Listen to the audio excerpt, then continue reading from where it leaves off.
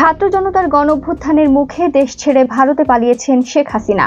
এরপর থেকেই একের পর এক প্রকাশ্যে আসছে ফ্যাসিস্ট এই প্রধানমন্ত্রী ও তার পরিবারের নানা অপকর্ম।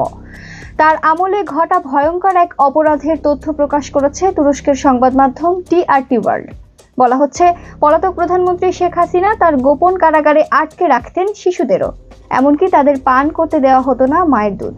জিজ্ঞাসাবাদের সময় মা বাবার উপর চাপ সৃষ্টির জন্য ব্যবহার করা হতো এসব শিশুদের।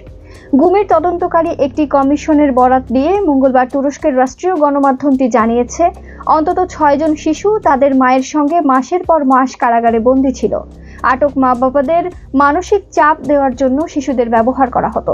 তদন্ত কমিশন বলছে, নারীদের তাদের সন্তান সহ নিখোঁজ হয়ে যাওয়ার বেশ কয়েকটি ঘটনার বিশদ বিবরণ তাদের কাছে রয়েছে, যার মধ্যে সর্বশেষ এ ধরনের ঘটনা ঘটে 2023 সালে। এছাড়া কমিশন এ বিষয়ে এক গর্ভবতী নারীর ঘটনাও উল্লেখ করেছে। গর্ভবতী ওই নারীকে তার 2টি ছোট বাচ্চা সহ আটকে রাখা হয়েছিল এবং সেই আটক কেন্দ্রে তাকে মারধরও করা হয়েছিল। এগুলো কোনো বিচ্ছিন্ন ঘটনা নয়। কমিশন আরো বলেছে, একজন প্রত্যক্ষদর্শী তদন্তকারীদের গোপন কারাগারে এমন একটি কক্ষ দেখিয়েছেন যেখানে তাকে শিশুকালে তার মায়ের সঙ্গে বন্দী করে রাখা হয়েছিল।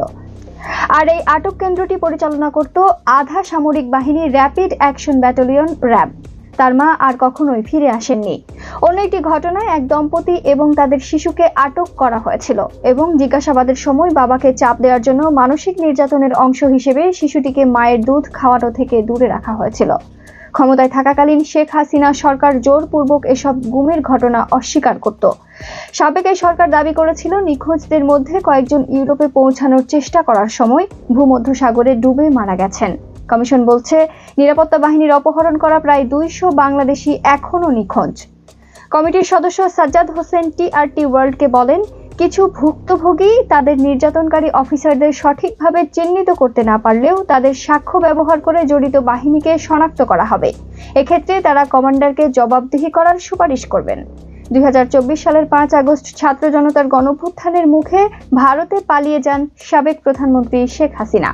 বৈষম্য বিরোধী ছাত্র আন্দোলন চলাকালে জুলাই ও আগস্টে সংঘটিত হত্যা সহ মানবতা বিরোধী অপরাধের অভিযোগে ইতিমধ্যে হাসিনার বিরুদ্ধে গ্রেপ্তারি পরোয়ানা জারি করেছে আন্তর্জাতিক অপরাধ ট্রাইব্যুনাল।